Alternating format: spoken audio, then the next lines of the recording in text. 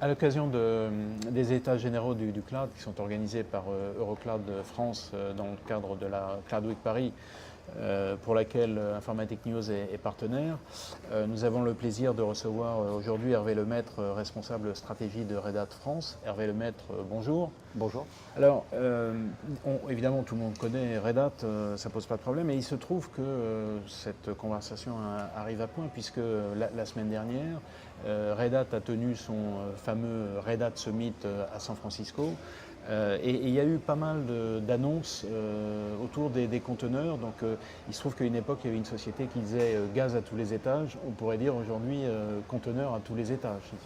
Oui, effectivement, ce summit a été pour nous l'occasion d'asseoir et de dresser notre stratégie autour des containers pour les prochaines années à venir. Cette stratégie, elle se décline autour de notre capacité à adresser les différents niveaux de maturité que l'on rencontre dans les entreprises, chez nos clients, dans tout ce qui concerne l'adoption des containers et des nouvelles applications pour transformer leur métier. Pour ce faire, nous avons décliné toute une gamme de solutions de gestion de containers qui permettent d'adresser les entreprises qui sont au niveau du test, donc pour permettre aux développeurs de tester gratuitement une solution d'orchestration de containers sur leur poste client qui s'appelle OpenShift Local. Nous adressons les entreprises qui veulent tester ces environnements en phase de pré-déploiement, en phase de pré-production, avec une déclinaison qui s'appelle OpenShift Container Lab. Et pour les entreprises qui souhaitent aller en production, nous avons notre fameuse plateforme OpenShift Container Platform. Et pour les entreprises qui seraient dans un niveau de transformation numérique très avancé, nous pouvons coupler en fait cette solution avec une approche qui s'appelle Red Hat Cloud Suite, qui permet de gérer la transformation et au niveau des applications et au niveau de l'infrastructure avec les solutions de IaaS. Donc, si on comprend bien, finalement, les conteneurs, vraiment du tout début donc des tests jusqu'à la production, donc ça couvre tout le cycle de vie, si je puis dire, de l'infrastructure. Exactement, tout le cycle de vie et en plus tout l'écosystème, puisque nous avons aussi à notre façon, telle que nous avons fait depuis près de 20 ans autour de Linux, nous sommes en train de construire un écosystème. Un écosystème avec aujourd'hui un nouveau niveau de partenariat pour les partenaires qui souhaitent s'engager autour de la certification des containers, qu'on appelle programme OpenShift Prime, mais aussi tout un ensemble de solutions, notamment orientées stockage, pour permettre de proposer du stockage persistant dans les containers. On est ici sur les nouvelles architectures applicatives pour le cloud, pour lesquelles la notion de persistance est très importante. Donc cette solution Red Hat Cluster for Container est à même de répondre à ces problématiques-là. Et le dernier point, je dirais qu'on a aussi beaucoup travaillé sur la sécurité autour des containers avec des programmes de validation et de sécurisation du contenu des containers, soit par l'implémentation de certains protocoles, par exemple OpenSCAP, ou alors avec l'aide de partenaires comme Black Duck, qui permet de faire de l'introspection et de vérification sur le contenu des containers. Alors, je dirais qu'on a été un peu pris de court, parce que finalement, les conteneurs, c'est pas très vieux. Je pense que si on parle de Docker, on est à peu près à 2013. Et il y a eu une maturation quand même assez rapide de toutes ces technologies, puisque on voit aujourd'hui, vous proposez une panoplie relativement complète.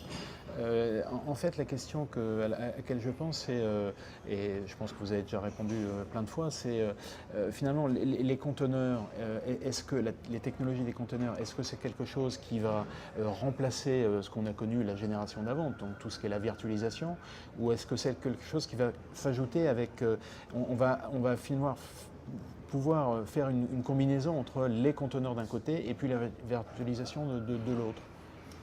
Alors, pour répondre à la question, non, pas forcément. On n'envisage pas du tout forcément un remplacement d'une technologie par une autre. Je dirais qu'en fait, les deux technologies sont potentiellement même complémentaires en ce sens qu'elles s'adressent à des niveaux différents. La virtualisation permet, si je schématise, d'abstraire les couches matérielles de toutes les couches logicielles qui sont au-dessus, donc les operating systems et les applications. Les containers, c'est une couche d'abstraction finalement de l'operating system ou des fonctions de l'operating system vis-à-vis de l'application elle-même. Donc on dissocie finalement l'application du système sur lequel elle fonctionne. On la rend autonome, on la rend isolée et on la rend finalement portable complètement à travers toutes les infrastructures, qu'elles soient traditionnelles sur du physique, traditionnelles sur du virtuel, dans du cloud privé ou dans du cloud public. Donc on est vraiment plutôt un niveau de complémentarité. Donc en gros, ça correspond à des problématiques différentes, mais rien n'empêche de les associer si ces problématiques se rencontrent. En gros, ça. Alors, donc Red Hat, numéro 1 de l'open source, on connaît tout l'historique, donc il y a son développement propre, et puis il y a évidemment le développement en acquisition de sociétés et de technologies par le biais de rachat de sociétés. Bon, il se trouve que vous avez racheté récemment, juste un peu avant le Red Hat Summit, une société qui s'appelle Freescale, en bon français. Est-ce que vous pouvez nous dire finalement quel était l'objectif de ce rachat ?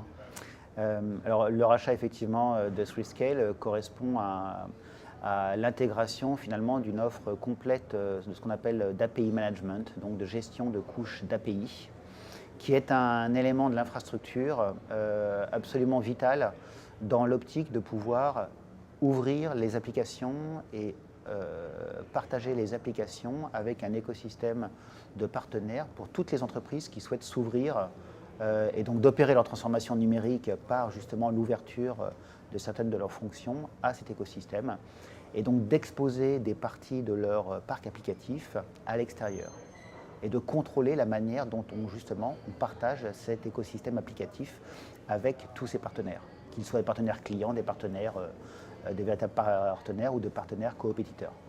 Très bien. Il y a tout un pan de l'IT qui est en train de se développer, qui tourne autour de l'Internet des objets. On parle, alors les uns c'est 30 milliards, les autres c'est 60 milliards, donc on ne sait pas exactement le chiffre, mais c'est quelque chose de considérable. Et il y a vraiment un marché considérable qui va se développer avec un écosystème qui n'est pas encore clairement défini, ne serait-ce qu'en termes de business model. Est-ce que Red Hat est présent sur ce marché de l'Internet des objets ? Alors oui, nous sommes présents sur ce marché de l'Internet des objets.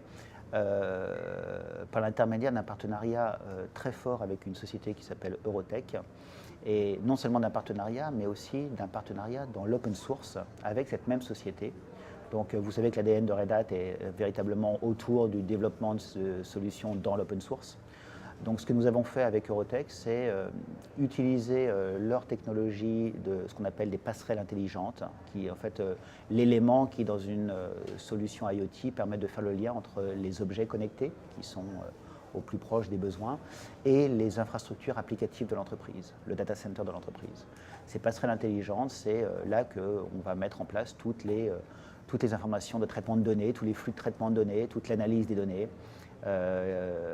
et toute la manière de pouvoir traiter intelligemment les flux de données qui arrivent vers les objets connectés, ou à contresens, de permettre d'envoyer les ordres et de contrôler ces objets connectés dans le field. Et donc on est véritablement sur un modèle d'IoT qui est à destination des entreprises. On n'est pas du tout dans un modèle d'IoT à destination du grand public sur les objets divers et variés. On est véritablement ici pour mettre en place, à l'aide de ces solutions open source que l'on a passées avec Eurotech, le lien entre les objets et l'entreprise. Alors c'est relativement récent. Est-ce qu'il y a déjà des applications en production ou est-ce que c'est encore à venir ? Alors, Eurotech travaille déjà avec un certain nombre de clients sur la mise en place de ces solutions-là. Ce qu'on a annoncé au Summit, c'est véritablement la création de tout le projet open source autour de ces solutions-là et la fourniture d'un matériel Eurotech qui intègre de la solution de Red Hat. Bien, on aura donc l'occasion d'en reparler prochainement. Hervé Lemaître, merci beaucoup. Merci à vous.